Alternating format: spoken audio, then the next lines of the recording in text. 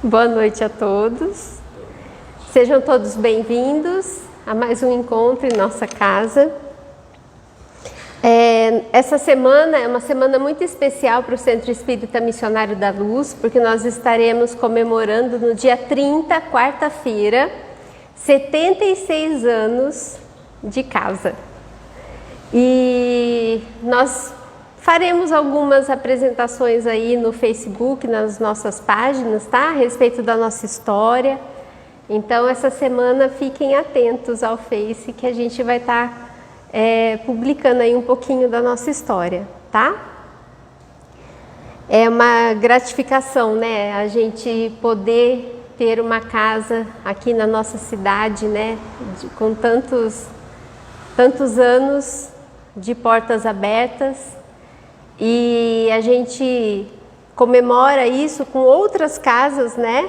Como o Grupo Espírita Fora da Caridade Não Há Salvação, de Piracicaba, o qual na sexta-feira passada comemorou 116 anos. Então a gente vê, o Acácio e o Reinaldo estiveram lá, o Acácio fazendo a palestra, né? Comemorativa de aniversário da casa. E a gente, no sentimento de confraternização, que é tão importante, né? A gente manter as nossas portas abertas para os amigos de fora, e também nós encontramos as portas abertas para a gente, né, Acácio? E isso é muito importante, tá? Nosso parabéns também para a Casa Espírita, o Grupo Espírita Fora da Caridade Não Há Salvação, de Piracicaba.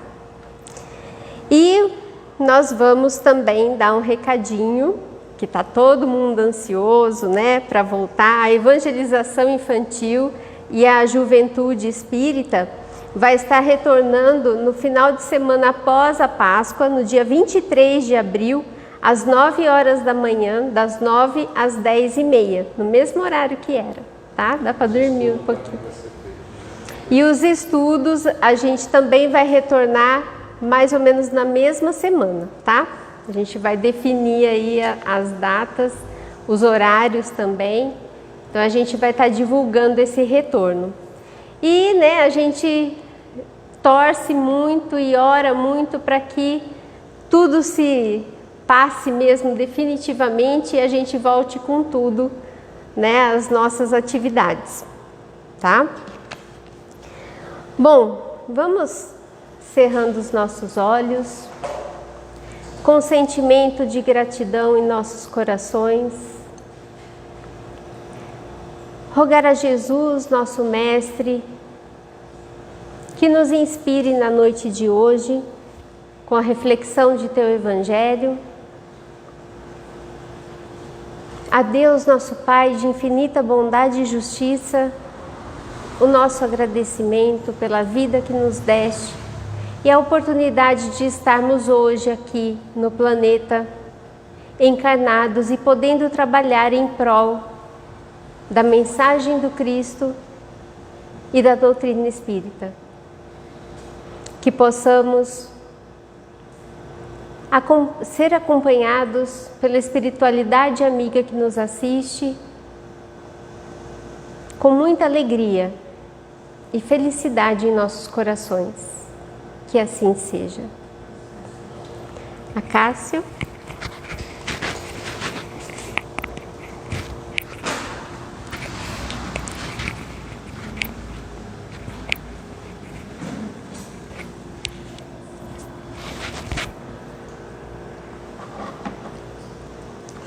Boa noite a todos. Boa noite. O capítulo 22 do Evangelho segundo o Espiritismo é possivelmente o capítulo mais curto que existe na obra. E o mais longo nós estamos habituados a até falar, que é o capítulo 5, né? Ele é mais extenso, né? E o capítulo 20, ele é mais curtinho, são apenas 2 folhas e 2 itens, né? A indissolubilidade do casamento e divórcio, e o outro divórcio. E mas nem por isso deixa de ser um assunto palpitante, muito interessante, que Kardec, com a sua grandeza de educador, espírito missionário, ele sintetizou neste capítulo, e é a reflexão de hoje, da noite, sobre esses dois itens: a indissolubilidade do casamento e o divórcio. A dificuldade não foi preparar um tema para hoje aqui, não foi. A dificuldade está em pronunciar essa palavra, né? Indissolubilidade do casamento. Treinei para não errar. Sei falar já, até escrever eu já sei. Certo? Muito bem. Kardec inicia este capítulo um registro que um dos evangelistas trouxe para nós de um diálogo de Jesus, um questionamento que fizeram para ele sobre a questão de carta de divórcio, etc. Ou seja, isso tem 2000 anos com Jesus, né? E em destaque ali duas citações bastante interessantes. Uma, Jesus lembrando aqueles que o arguíam das palavras de Moisés, o registro de Moisés das palavras atribuídas ao próprio Deus, né? Ao Eterno, né? Jeová, dizendo uma afirmação muito significativa, dizendo que os dois, referência aí ao homem e a mulher, se tornariam uma só carne, né? Com essa proposta do crescei e multiplicai-vos, né? E Jesus, lembrando aqueles que o arguíam, completa com as palavras dele, que em consequência disso, que o homem não separasse aquilo que Deus juntou, né? Que é o título do capítulo 20, né? Não separeis o que Deus juntou. Muito bem.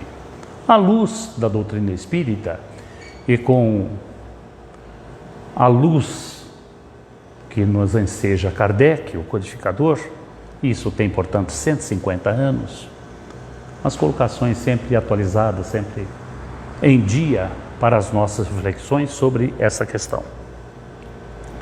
De pronto, no primeiro momento, duas colocações bem à luz da razão, como não poderia deixar de ser. A questão da lei dos homens e a lei de Deus. Aí está a questão de escolas religiosas se arvorarem representantes de Deus, sacramentando coisas tidas como a voz do Criador. Lei dos homens são as leis civis, aqueles recursos para o equilíbrio, a harmonização de vida em sociedade e composições familiares. Então, fala-nos Kardec, repito, isso já tem 150 anos, e veja a atualidade. Fala-nos que não existem dois países no mundo que têm as mesmas leis que regulam o assunto da união matrimonial, das composições familiares, que sejam iguais, por mais semelhantes que esses países tenham em propostas de regime, de governo, de clima, de idioma, de cultura, de religião predominante. Não existem dois países que as leis sejam idênticas ou parecidíssimas, não existe. Por quê? Porque o que é legal num país não é legal, é imoral até em outro, né? O que é tido como aceitável num país, no outro não é. né? Então, vejam só, nós fizemos uma citação aqui de épocas recuadíssimas. Se estamos há 2000 anos distantes no tempo aí de Jesus, e de Jesus até Moisés tem mais 1.200, 1.300 anos, são 3.000 e poucos anos. Então, quanta coisa não mudou dentro do judaísmo, de onde vem o cristianismo e de onde vem o espiritismo. Querem ver só uma coisinha? Só uma, que não é a tônica aqui do nosso encontro de hoje. Vejam só, quando Kardec fala uma coisa que é normal num país, é adultério em outro, é pecado em outro lugar, né? Vejam só, o que foi cultuado de um modo até severo pela comunidade judaica, a questão das descendências, né, das 12 tribos de Israel, os 12 filhos de Jacó, portanto, netos de Abraão. Se nós lermos o que está registrado por Moisés, nós vamos ver que para Jacó, para atender ditames da alta espiritualidade, de entregar 12 filhos homens, ele precisou de 3 mulheres. Não foram 3 esposas, uma depois da outra, não, ao mesmo tempo. Quantos filhos foram gerados ali? Eu não sei. Para dar 12 homens, né? A esposa dele, a cunhada e uma escrava. Isso nos dias de hoje seria né? E para a própria comunidade judaica. Mas era assim. Muito bem. As leis dos homens, elas existem para o aperfeiçoamento, vão se aperfeiçoando, vão se modificando e, com o passar do tempo, tudo em vista, tendo em vista o bem-estar da comunidade, da sociedade, do equilíbrio social, sobre esta ótica. Muito bem. Diferentemente das leis de Deus, que são eternas, soberanas e, por conseguinte, são imutáveis, ou seja, não muda porque é perfeita. Então, a colocação que o homem não deve separar o que Deus juntou, alusão clara aí, à luz do Espiritismo, tratar-se das leis estatuídas pelo Criador, tendo em vista a nossa destinação, um dia sermos espíritos plenamente felizes, e só se explica isso através da reencarnação. Então, não separar o que Deus juntou são aqueles ajustes, aqueles acertos com a lei do amor e, conforme citava Chico, mais que a lei do amor, da justiça de Deus, da misericórdia de Deus para com nós, para que a gente deixe de sofrer, de fazer coisas erradas e nos encontremos em cada encarnação, cada vez de um modo mais próximo, com as leis estatuídas pelo Criador. É isso que o homem não deve separar. Se divorciar é dessa lei de Deus. Kardec indaga onde que está escrita a lei de Deus.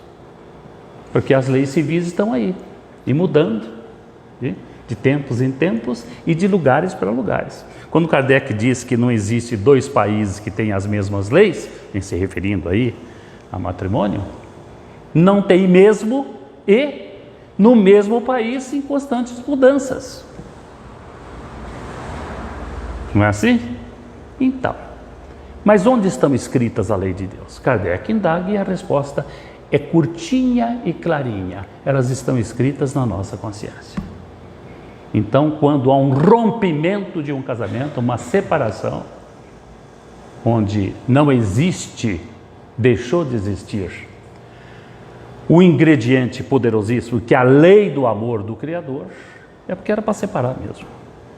Agora, quando a consciência fica com aquelas cobrançazinhas, né? Se eu tivesse esperado mais um pouco, né? Se a gente tivesse conversado mais, é sinal que houve uma ruptura com aquilo que foi definido para nós antes da reencarnação. Um projeto de ajustes que vão exigir cobranças futuras. Certo?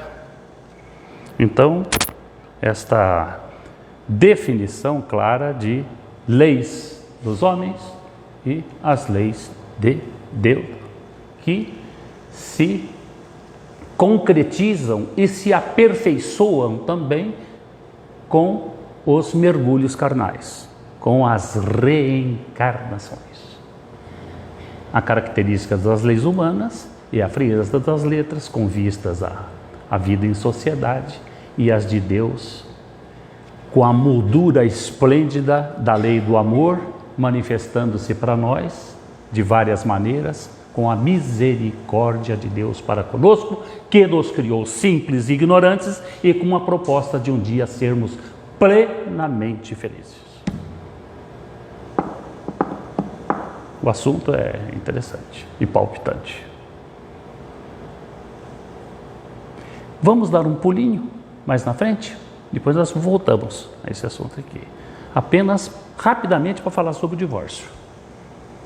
O divórcio é um recurso belíssimo, próprio da marcha da civilização de que nos fala Kardec. Não é contrário à lei de Deus.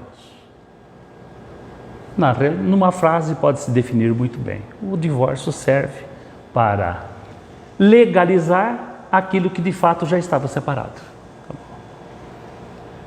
Com a oportunidade da liberação dos dois cônjuges, a oportunidade de recomeços, contando sempre com o beneplácito da misericórdia de Deus.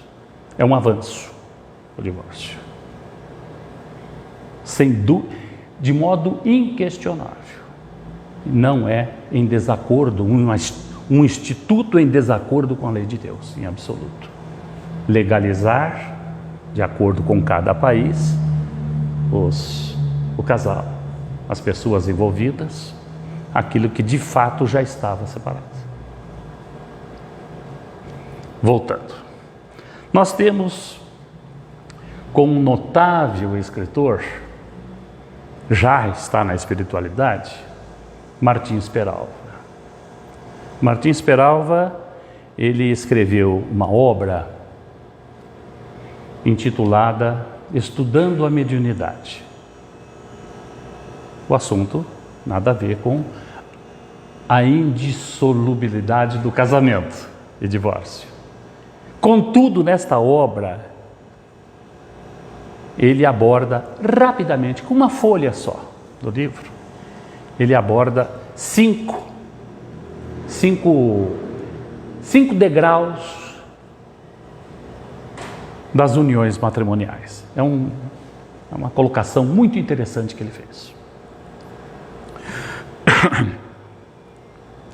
Ele nos fala das uniões acidentais. Depois nos fala das uniões sacrificiais.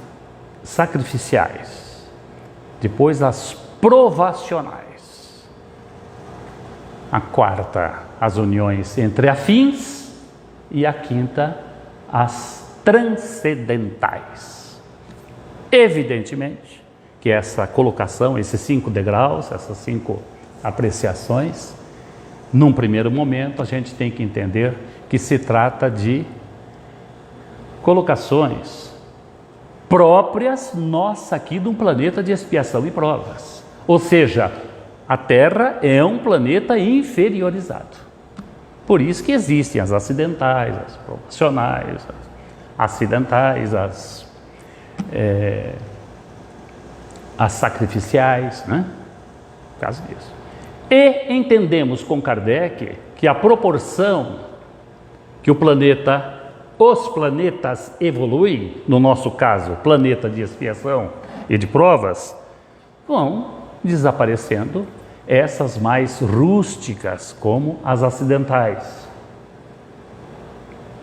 As sacrificiais também, nós já vamos entender já por quê, prevalecendo outros tipos de uniões, onde há uma incidência maior de encontros e composições familiares, porque no nosso planeta, mesmo adentrando já no comecinho de um mundo melhor, e o planeta está evoluindo sim, apesar da opinião de muitas pessoas que ele está retrocedendo, não está não, ele está evoluindo.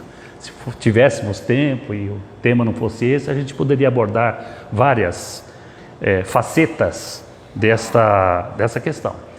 Mas vários tipos de espíritos não mais reencarnarão na Terra, desaparecendo à proporção que o planeta evolui, essas composições familiares mais traumáticas, de difícil convivência. Certo? Então vamos lá fazer uma apreciação sobre a colocação de Martins Peralva. As uniões acidentais, numa frase, são aquelas onde não existe, ou seja, inexiste o ascendente espiritual. O nome está dizendo, são acidentais. Quem não conhece uniões assim? Eu conheço várias. Olhou, gostou, ficou, etc. De repente, dissolve-se esse casamento. Não havia o imperativo da lei do amor, de programação anterior. São as acidentais. Característica nítida e clara de condutas irresponsáveis. Por isso que num planeta melhor não existe isso, porque pessoas irresponsáveis não reencarnam em planetas, por exemplo, de regeneração já consagrados. Reencarna em planetas inferiores, de provações, mundos primitivos, etc. Certo? A característica dessas uniões é a irresponsabilidade, porque inexiste ascendente espiritual.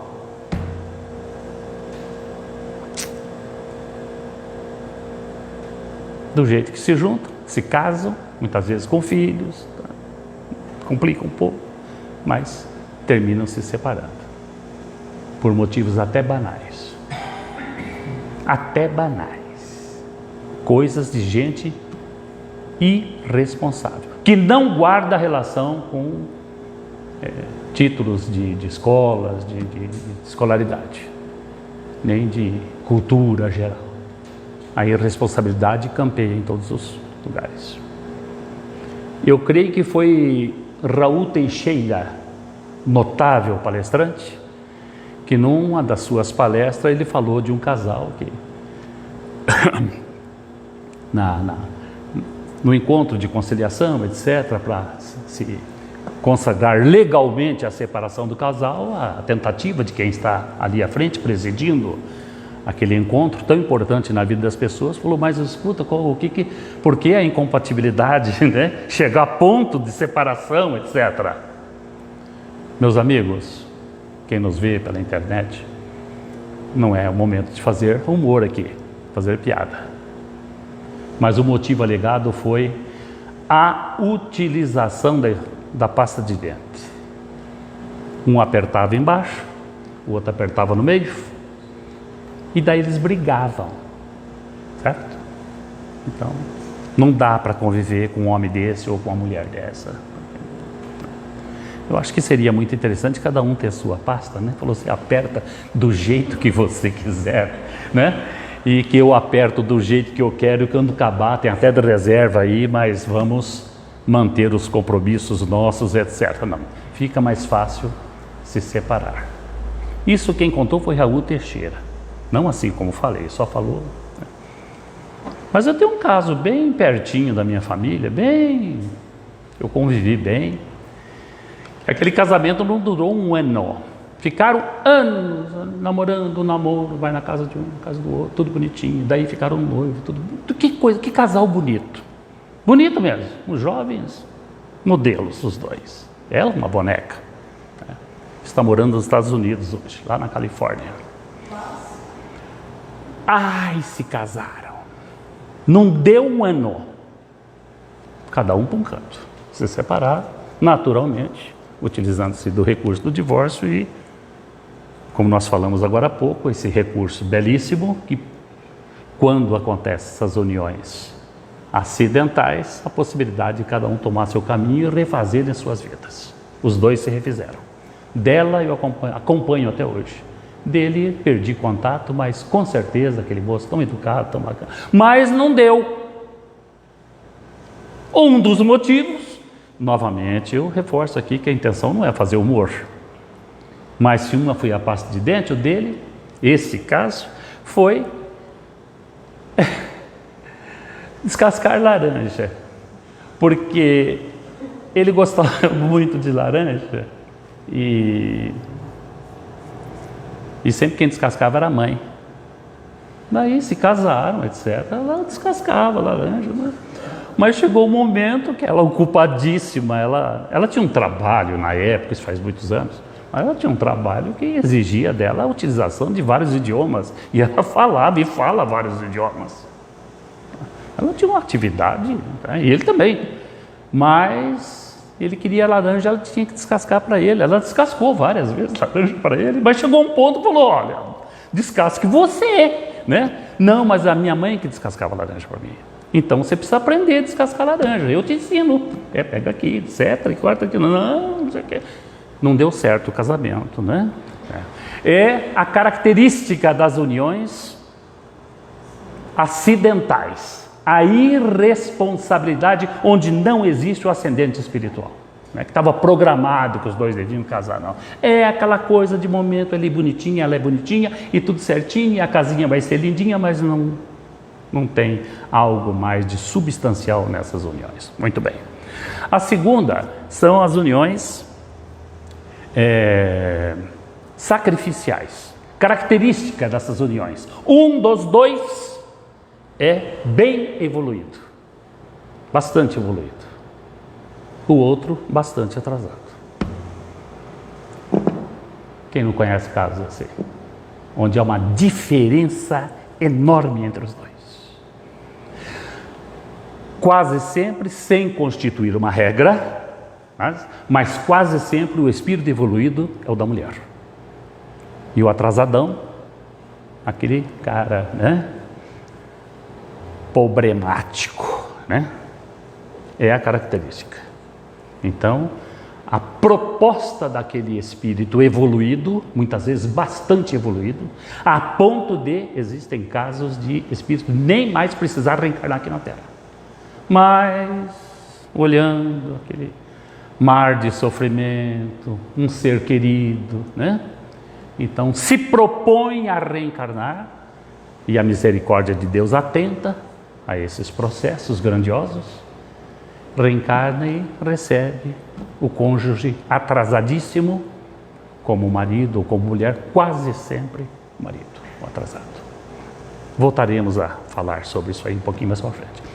A terceira, as uniões provacionais. Essa é a massa, né, geral dos 7 bilhões e 500 milhões de pessoas que existem no planeta, metade disso entre homens e mulheres, e as composições familiares. A maior parte são das uniões provacionais, ou seja, ajustes que precisam ser feitos.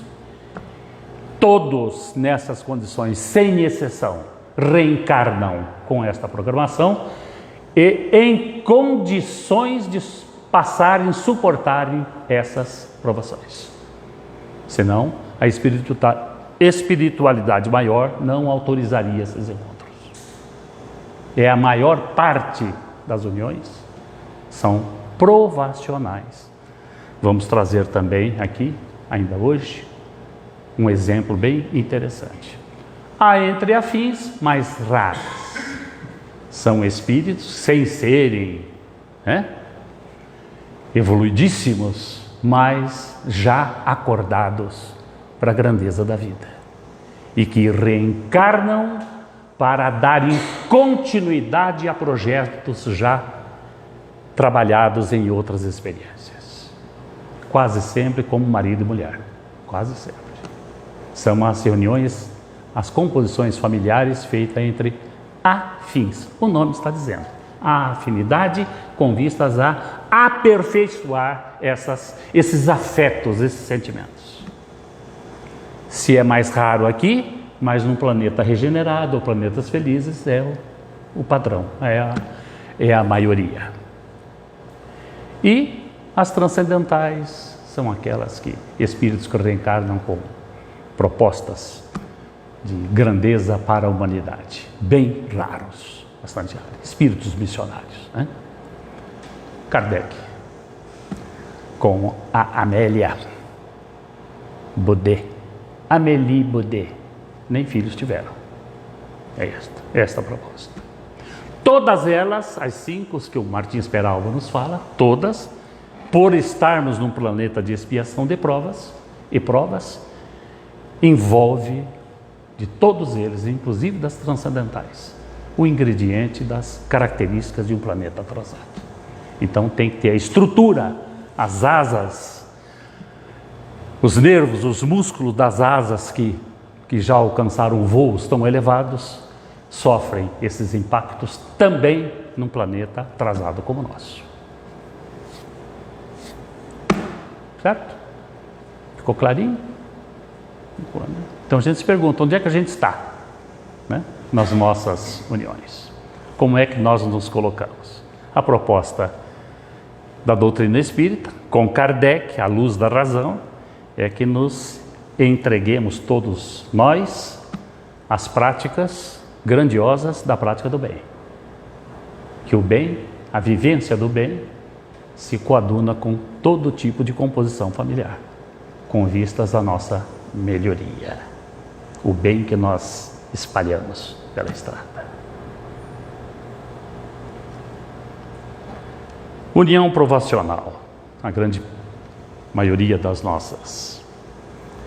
Um dia eu passei por uma experiência, mas foi algo tão impactante para mim, que me marcou bastante, e toda vez que eu trago à baila esse assunto, parece que eu estou vivendo aquilo que eu presenciei por alguns segundos só.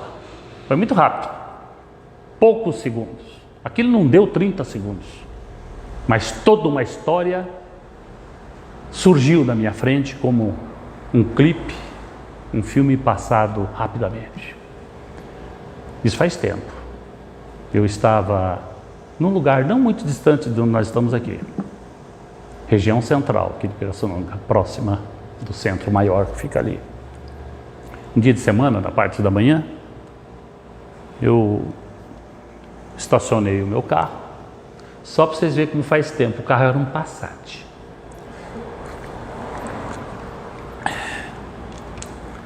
Para fechar ele, tinha que levantar os vidros, trancar as portas, as 3, e a do motorista com chave, tudo isso, né? Hoje, tão diferente, né? É ou não é diferente, né? Certo? Meu carro está aberto. Se eu apertar um pouquinho mais, abaixo os 4 vidros. Estava, não está mais, que eu já travei outra vez. Mas naquela época, era assim, aquela dificuldade, fecha, tudo direitinho, os vidros estão tudo fechados, etc. Eu estava trancando o meu carro para ir para um comércio, sei lá, nem me lembro para que era. Quando um cortejo passou à minha frente na calçada. 4 pessoas em fila. Um menino, um homem, o pai, a mãe atrás, que trazia no colo uma criança, uma menina. Tudo isso que eu vou relatar aqui, eu tenho a certeza que foi por intuição, para que eu pudesse relatar isso um dia nas nossas despretensiosas palestras. Não tenho dúvidas do que vou afirmar aqui. aquele menino me chamou a atenção. Ele tinha uns 7 ou 8 anos de idade. Num primeiro momento foi ele. E o que me chamou mais a atenção: o caminhar daquele menino, o andar dele, ditando o ritmo dos outros. Por isso que ele estava à frente. Deusa Samu esteve aqui nessa casa e deixou um pouco assustado uma palestra que ela fez. Eu estava sentado lá onde está o Lubas, quando ela disse: não existem crianças, não existem velhos, velhas, avô, avó, filho, mas não existe. Como que não existe? Existem espíritos. Momentaneamente, com pouca idade, com mais idade, somos todos espíritos. Em momentos evolutivos individuais, com propostas de elevação, é isto. É isso. Em resumo, em essência é isto. Aquele menino, um espírito imortal. Qual a idade dele? Não sabemos. Mas era ele que liderava ali aquele cortejo. E ele me chamou a atenção pelo andar dele. Nossa, você recebeu isso intuitivamente? Pelo andar você identificou? Claro que não. Julgar pelas aparências, né? Ou apreciar uma coisa pelas aparências. Não. Mas explica muita coisa. Como uma pessoa se comporta. O andar daquele menino. 7 ou 8 anos. Ele não tinha mais que 8 anos. Num ritmo médio de andar. E ele balançava um pouco o corpo no andar. E com os braços ligeiramente arqueados. E olhando para baixo. Característica ali que se me afigurou o inconfundível de um espírito inferiorizado, moralmente, intelectualmente, guardando de outras vidas passadas, e se sentindo um prisioneiro naquele corpo então de uma criança, e daí revolta. Pelo jeito de andar, pela face dele, estava muito próxima de mim, e o olhar dele para baixo, andando para o chão, assim, carrancudo. E foi passando. Quando ele chegou bem na minha frente, que eu estava de frente para a calçada, ele me encarou e não gostou do que viu. Eu senti pena dele, que eu identifiquei ali quem era aquele espírito que estava ali. Mas ele não gostou. Kardec explica isso no Livro dos Médiuns. As antipatias que se estabelecem num olhar, basta. Mas não é o nosso tema de hoje. Ele olhou para mim, levantou os olhos, como se estivesse dizendo para mim: você não sabe do que eu sou capaz e de que serei capaz de fazer.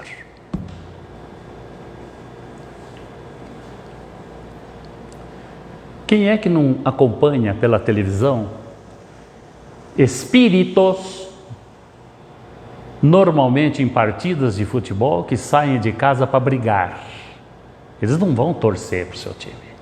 Se armam, usam certas substâncias, escondem armas, com uma proposta: brigar, se possível matar. É ou não é? Não há exagero nenhum disso. Aquele menino era assim, com 6, 7, 8 anos.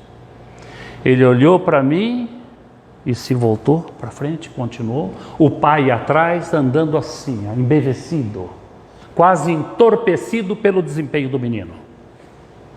Como se dissesse: esse é o meu guri, é o meu homenzinho que eu tenho em casa. Era quem mandava na casa, era aquele menino.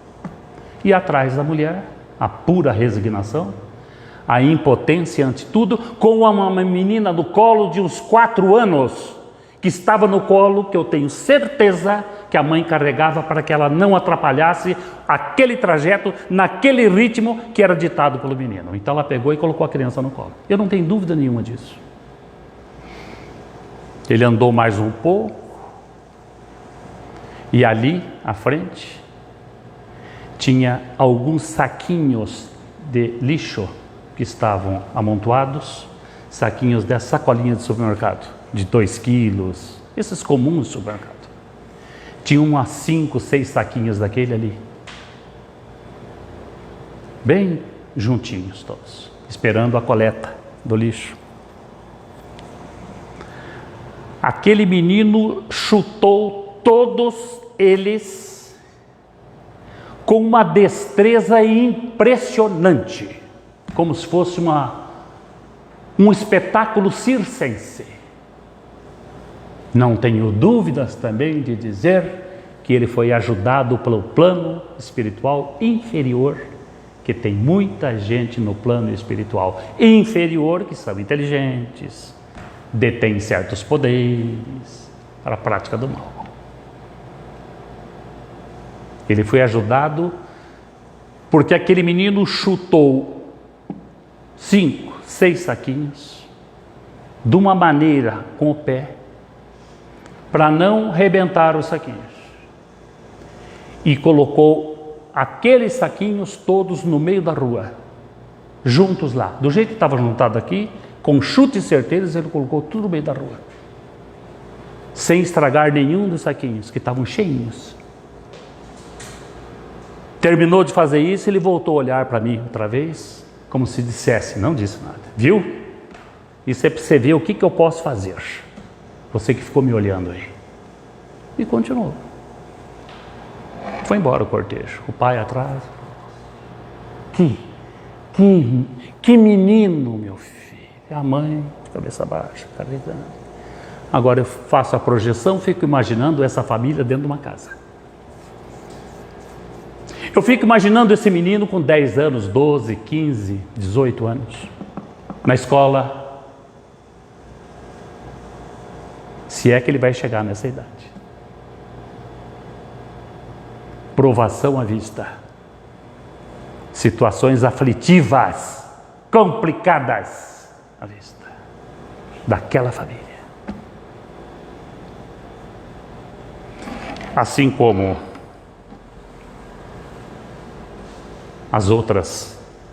os outros degraus dessa escadinha, delineada por Martins Peralva, temos como se tivéssemos um potenciômetro, né? Aumentando os graus de dificuldade ou diminuindo.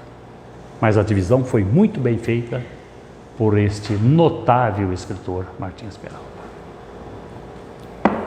Vamos, na parte final, falar um pouquinho sobre uma união sacrificial. Uma mulher casa-se com um homem. Isso foi nos anos 40. Ela, reconhecidamente, um espírito evoluído. Eu a conheci muito bem. Uso o verbo no passado, porque ela desencarnou agora o ano passado. Há exatamente um ano. Aos 94 anos. Ela nasceu em 1927. Eu a conheci bem.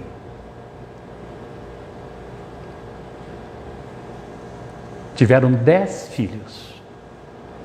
10. Ela gerou 9. E um dos filhos era fruto de uma reunião, de um encontro do marido com uma infeliz lá da cidade, uma cidadezinha pequena, que todo mundo sabia. Houve um diálogo entre os dois, um dia que teve registro disso, teve testemunhas. Diz que ela disse, e agora? Está para nascer a criança, como é que vai fazer? Ele falou, quando nascer, você enrola aí, larga na porta lá de casa que a tonta cuida. E ela cuidou. Então ela teve 10 filhos, registrou no nome dela, 10 filhos. Encaminhou todos os 10 como professora primária, depois pegou um outro patrão, cuidou de todos para o marido que nunca pôs dentro de casa um pãozinho francês. Era um zangão reprodutor. Zombeteiro, irônico, e violento. Ela suportou tudo. Como que ela conseguiu tudo isso? Inclusive o primeiro formou-se em medicina. Como que ela conseguiu isso? Dando aula cedo e à tarde, à noite dava aulas particulares, e tanto cedo quanto à tarde quanto à noite ela fazia tricô. Luvas, pullovers, blusas, para manter um filho por ano que chegava. E assim foi a existência dessa mulher, sem nunca reclamar. Quando ela encaminhou todos, aí ela resolveu fazer o curso superior que não tinha. É uma cena interessantíssima. Ela contou para os filhos, né? Que falou, agora eu vou fazer meu curso superior. Mãe, aqui não tem faculdade.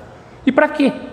Depois de tudo que a senhora fez, a sua história, falou, porque vocês precisam saber, vocês já têm filhos, têm netos, têm não sei o quê, bisnetos que vêm aí, e precisa dar o exemplo.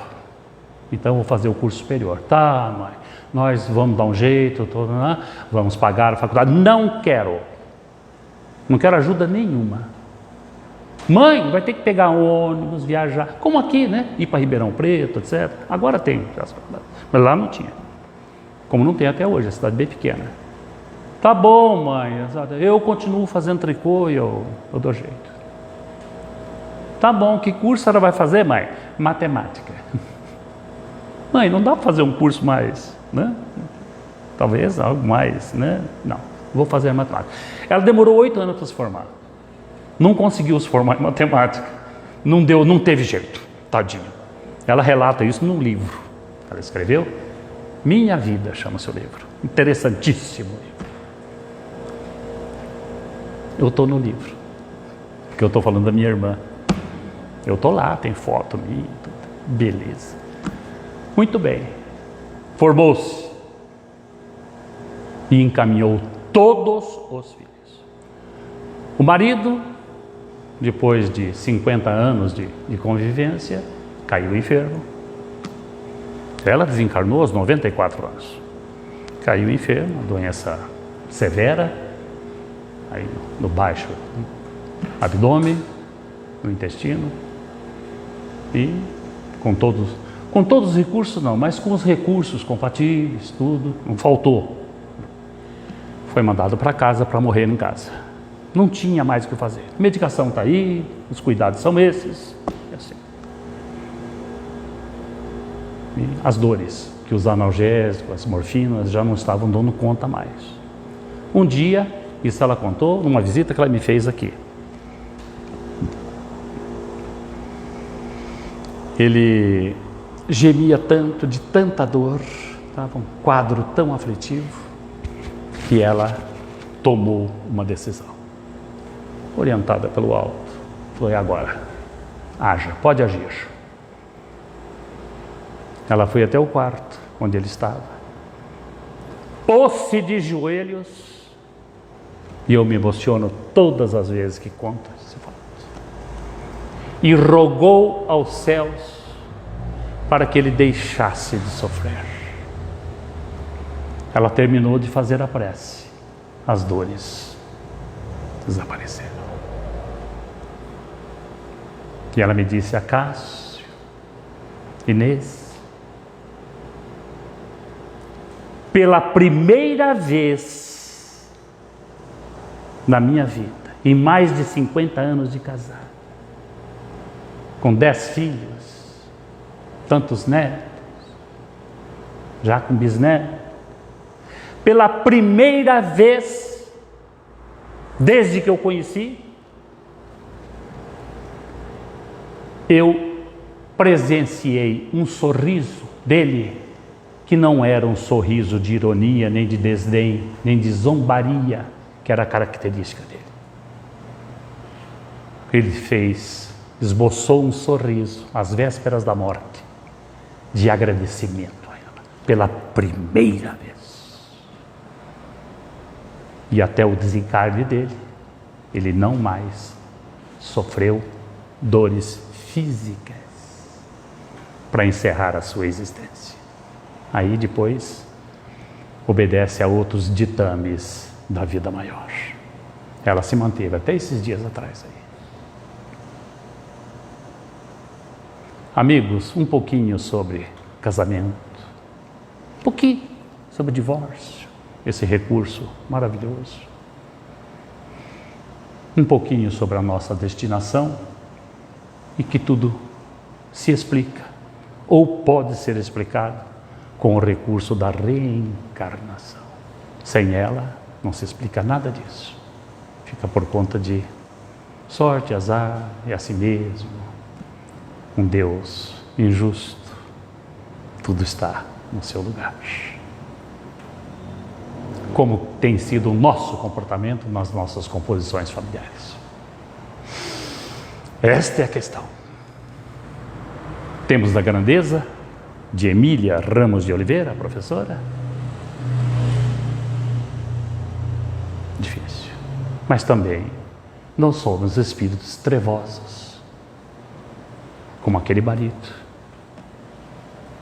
que naturalmente naquela encarnação aprendeu alguma coisa, que recebeu durante toda a existência com a esposa, sementinhas de luz. Todos num processo de crescimento rumo à nossa destinação. Todos, sem exceção. Para tanto,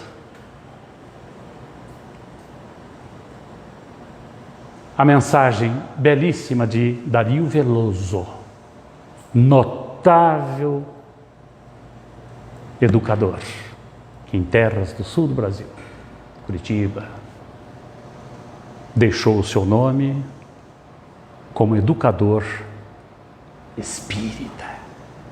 Na espiritualidade, mandou algumas coisas para Francisco Cândido Xavier.